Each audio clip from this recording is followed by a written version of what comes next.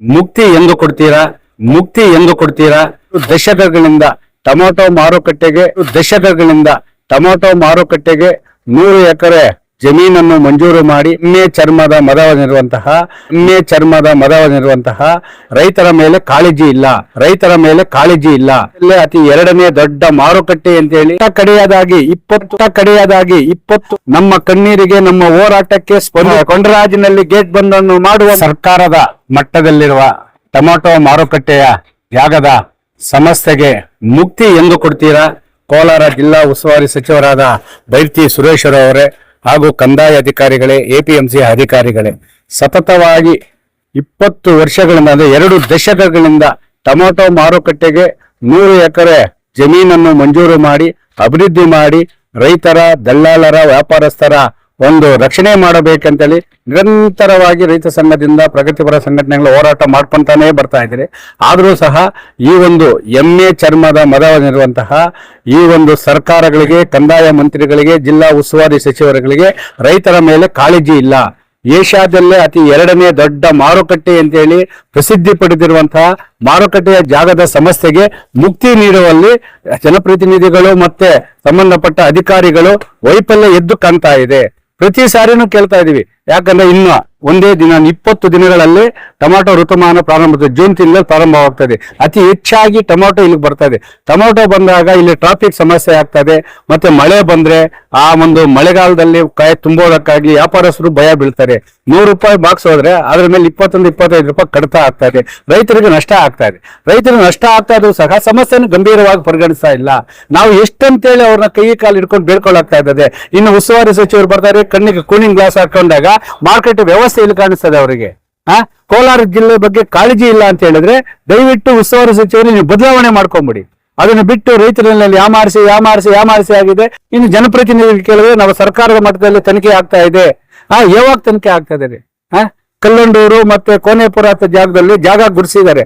ಇನ್ನು ಅರಣ್ಯ ಇಲಾಖೆಯವರು ದೇಶನೇ ನಂದು ಅರಣ್ಯ ಭೂಮಿ ಅಂತ ಹೇಳ್ತಾರೆ. ಮಾರುಕಟ್ಟೆ ಜಾಗದ ಸಮಸ್ಯೆ ಮಾತ್ರ ಕೊಡ್ತಾ ಇಲ್ಲ. ಇನ್ನು ಯಾರನ್ನು ಕೇಳಬೇಕು? ಜೂನ್ ತಿಂಗಳಲ್ಲಿ ಟೊಮೊಟೊ ಪ್ರಾರಂಭವಾಗ್ತಾ ಇದೆ. 3 ತಿಂಗಳ ಕಾಲ ಕಷ್ಟಪಟ್ಟು ಬೆಳೆದಂತ ಬೆಳೆ ಮಾರ್ಕೆಟ್ಗೆ ತಗೊಂಡ್ಬಂದ್ರೆ ಜಾಗದ ಸಮಸ್ಯೆಯಿಂದ ಏಕಾಏಕಿ ಹರಾಜು ಪ್ರಕ್ರಿಯೆಯಲ್ಲೂ ಕಮ್ಮಿ ಆಗ್ತಾ ಇದೆ. ಅವರು ಹೇಳ್ತಾರೆ ನಾವು ಬಿಸಿಲಲ್ಲಿ ತುಂಬಬೇಕು, ಮಳೆಗಾಲವನ್ನು ತುಂಬಬೇಕು, ನಮ್ಗೆ ಸುಚಿತವಾದ ಪಾರ್ಕಿಂಗ್ ವ್ಯವಸ್ಥೆ ಇರಲ್ಲ, ಒಂದು ಲೋಡ್ ಮಾಡಬೇಕಾದ್ರೆ ಒಂದು ದಿನ ಎಲ್ಲ ಕಾಯ್ಬೇಕು. ಅವ್ರ ಸಮಸ್ಯೆನ ಹೇಳ್ಕೊಂತ ಇದ್ದಾರೆ. ಕಡೆಯದಾಗಿ 20 ವರ್ಷಗಳಿಂದ ನಮ್ಮ ಕಣ್ಣೀರಿಗೆ, ನಮ್ಮ ಹೋರಾಟಕ್ಕೆ ಸ್ಪಂದಿಸದಂತಹ ಜಿಲ್ಲಾ ಉಸ್ತುವಾರಿ ಸಚಿವರು ಮತ್ತೆ ಕಂದಾಯ ಅಧಿಕಾರಿಗಳು ಮತ್ತು ಕೃಷಿ ಎಪಿಎಂಸಿ ಅಧಿಕಾರಿಗಳ ರೈತ ವಿರೋಧಿ ಧೋರಣೆಯನ್ನು ಖಂಡಿಸಿ ನಮ್ಮ ಕಡೆಯ ಹೋರಾಟ ಇದು ದಿನಾಂಕ 26/5/2026 ಮಂಗಳವಾರ ಬೆಳಗ್ಗೆ 9 ಗಂಟೆಗೆ ಜಾನುವಾರುಗಳು, ಟೊಮೆಟೊ ಬಾಕ್ಸ್ಗಳು ಮತ್ತೆ ತರಕಾರಿಗಳ ಸಮೇತ ರಾಷ್ಟ್ರೀಯ ಹೆದ್ದಾರಿ 75 ಕೊಂಡರಾಜಿನಲ್ಲಿ ಗೇಟ್ ಬಂದನ್ನು ಮಾಡುವ ಮುಖಾಂತರ ಜಿಲ್ಲಾ ಉಸ್ತುವಾರಿ ಸಚಿವರೇ ನಮ್ಮ ಮಾರುಕಟ್ಟೆಗೆ ಜಾಗದ ಸಮಸ್ಯೆಗೆ ಮುಕ್ತಿ ಕೊಡಿ, ಇಲ್ಲವೇ ನಿಮ್ಮ ಉಸ್ತುವಾರಿ ಸಚಿವರ ಸ್ಥಾನವನ್ನು ಬದಲಾವಣೆ ಮಾಡಿಕೊಳ್ಳಿ. ಮಾನ್ಯ ಜಿಲ್ಲಾಧಿಕಾರಿಗಳೇ, ಮಾನ್ಯ ಕಂದಾಯ ಅಧಿಕಾರಿಗಳೇ, ಜನಪ್ರತಿನಿಧಿಗಳೇ, ಇದು ನಮ್ಮ ರೈತರ ಒಡನಾಡಿ.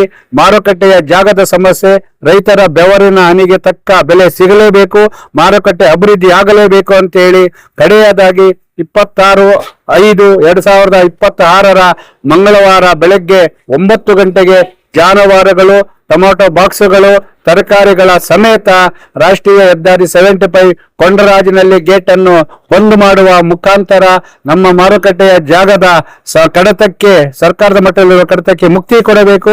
ರೈತರನ್ನು, ದಲ್ಲಾಳರನ್ನು, ವ್ಯಾಪಾರಸ್ಥರನ್ನು ರಕ್ಷಣೆ ಮಾಡಬೇಕಂತೇಳಿ ಈ ಒಂದು ರಾಷ್ಟ್ರೀಯ ಹೆದ್ದಾರಿ ಬಂದ್ ಮಾಡುವ ರೈತ ಸಂಘದ ಮಾರುಕಟ್ಟೆ ಜಾಗದ ಹೋರಾಟಕ್ಕೆ ಮಾನ್ಯ ಜಿಲ್ಲಾ ಪೊಲೀಸ್ ವರಿಷ್ಠಾಧಿಕಾರಿಗಳು ಸಂಬಂಧಪಟ್ಟ ಈ ಒಂದು ವ್ಯಾಪ್ತಿಗೆ ಬರುವಂತಹ ನಗರ ಪೊಲೀಸ್ ಠಾಣೆಗೆ ಸೂಚನೆ ಮಾಡಿ ಹೆಚ್ಚಿನ ಭದ್ರತೆಯನ್ನು ಕೊಟ್ಟು ಯಾವುದೇ ಅಹಿತಕರ ಘಟನೆ ಆಗದಂತೆ ಮುಂಜಾಗ್ರತೆ ವಹಿಸಬೇಕು. ಮತ್ತೆ ರಾಷ್ಟ್ರೀಯ ಹೆದ್ದಾರಿ ಬಂದ್ ಮಾಡುವಾಗ ನಮಗೆ ಲಿಖಿತ ರೂಪದಲ್ಲಿ ಇಷ್ಟೇ ದಿನದಲ್ಲಿ ನಿಮಗೆ ಮಾರುಕಟ್ಟೆಯ ಜಾಗದ ಸಮಸ್ಯೆಯನ್ನು ಬಗೆಹರಿಸಿಕೊಡುತ್ತೆ ಅಂತ ಹೇಳಿ ನಮಗೆ ಲಿಖಿತ ರೂಪದಲ್ಲಿ ಆ ಕಡತಕ್ಕೆ ಮುಕ್ತಿ ನೀಡುವವರೆಗೂ ಖಂಡಿತವಾಗ್ಲೂ ಯಾಕಾಗಲ್ಲ. ಯಾಕಂದ್ರೆ 20 ವರ್ಷಗಳ ಹೋರಾಟ ಯಾವ ರೀತಿ ಇದೆ ಅಂತೇಳಿ ಜಿಲ್ಲಾಧಿಕಾರಿಗಳು ಬದಲಾವಣೆ ಆಗ್ತಾರೆ, ಜಿಲ್ಲಾ ಉಸ್ತುವಾರಿ ಬದಲಾವಣೆ ಆಗ್ತಾರೆ, ಸರ್ಕಾರಗಳು ಬದಲಾವಣೆ, ಎಲ್ಲಾ ಬದಲಾವಣೆಗಳಾಗಿದೆ. 20 ವರ್ಷ ಅಂದ್ರೆ 4 ಸರಿ. ಆದ್ರೆ ನಮ್ಮ ರೈತರ ಮಾರುಕಟ್ಟೆ ಸಮಸ್ಯೆ ಮಾತ್ರ ಬಗೆಯಾಗಿಲ್ಲ. ಕಟ್ಟ ಕಡೆಯ ಹೋರಾಟ.